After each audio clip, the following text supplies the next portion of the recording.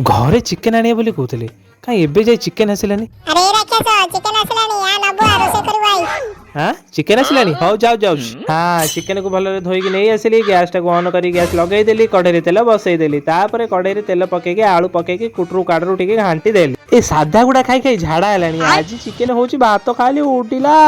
तापर कड़े पकईदेली मसला मसलार बंश बुनियादी देकी कसिली कसिली कसिली कसिली तक पूरा बागेकी कसिली तापर से पकईली किसी हलदी गुंड तापर पकईली किसी धनिया गुंड को बाहरुनी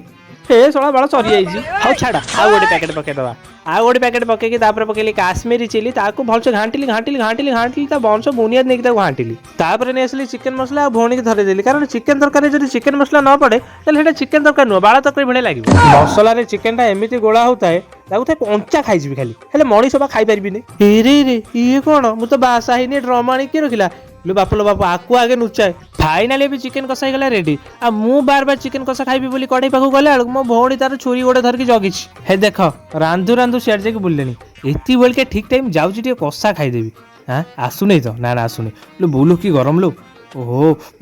बढ़िया लगुच आ ओ ब्यूटीफुल वामी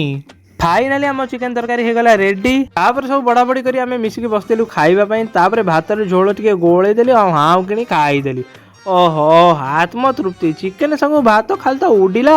तो आज भिडियोटी एतिकी जदि आपण मानकु भिडियोटी भल लागिछि तो निश्चित लाइक करिवे शेयर करिवे सब्सक्राइब करिवे रहूची पुणी तो देखाबा नेक्स्ट वीडियो रे जय जगन्नाथ।